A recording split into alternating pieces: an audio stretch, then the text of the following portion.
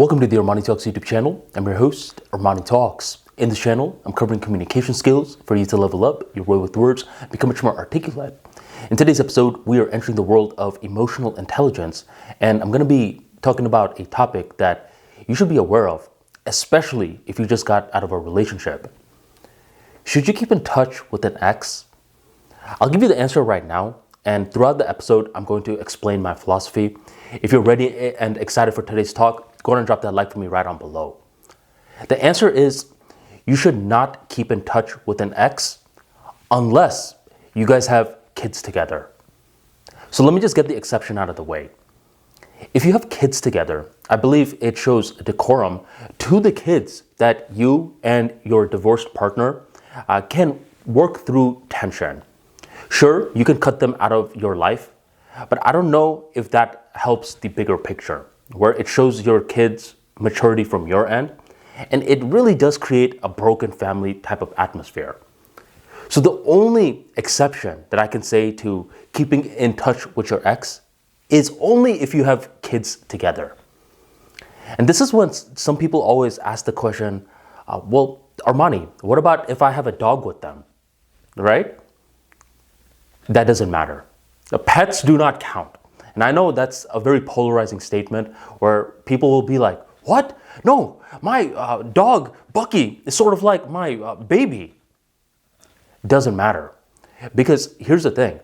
If you keep introducing these different variables on what will allow you to stay in touch with an ex, eventually you will fool yourself into thinking that anything is allowed. Well, my partner, she has the TV that I bought her, and I could only watch sports games on that TV. No, for your new partner, if they hear logic like that, they're going to think, what is wrong with this person? No, that's not a strong enough reason. So pets, TVs, appliances, none of those count. The only reason to keep in touch with your ex is if you have kids together, and that is all. Other than that, you want to go no contact with them. Why?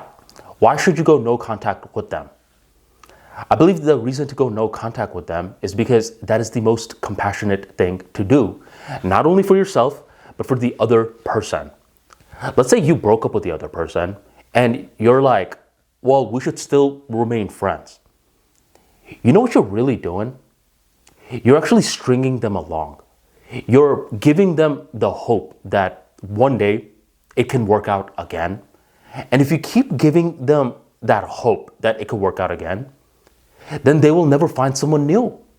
15 years from now, they're still dwelling on you while you have found someone new.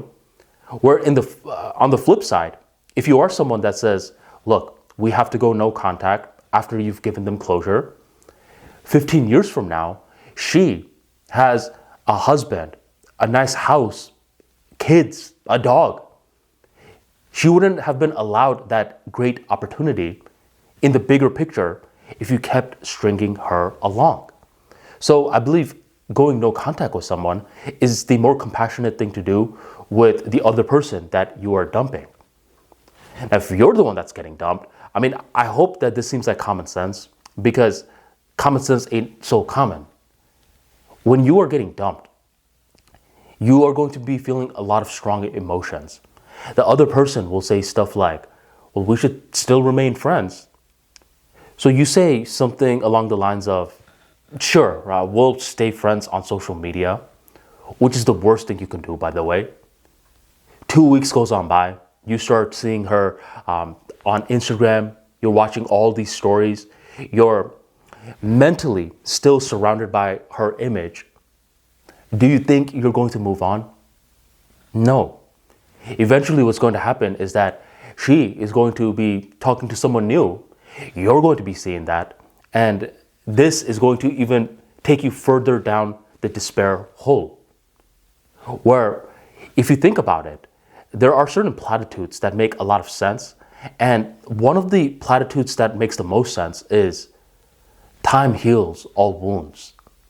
So if you're one of those guys that just blocks her, and not only blocks her, others can get it too.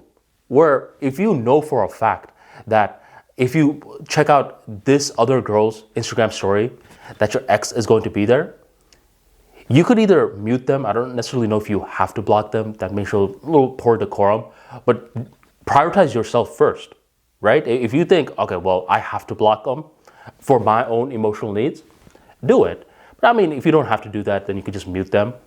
But others, there could be casualties too, where you start to get rid of all of them.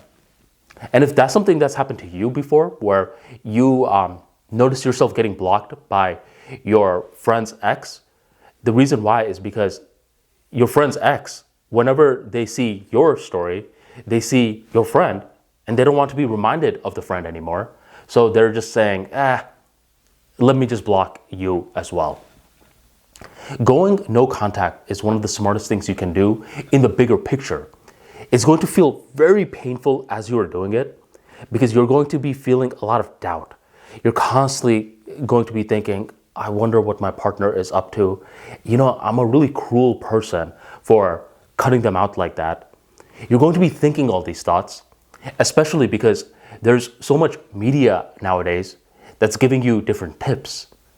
My tip with this video is that you do not keep in touch with an ex unless you have kids together. If you don't have kids together, burn all the photo albums, delete all the images, block them on social media, and move on with your life. I don't know how much clearer I can get than that. If you enjoyed today's talk, go on and drop that like for me right on below, and stay subscribed to the ArmaniTalks YouTube channel for more talks on emotional intelligence. I will catch you next time.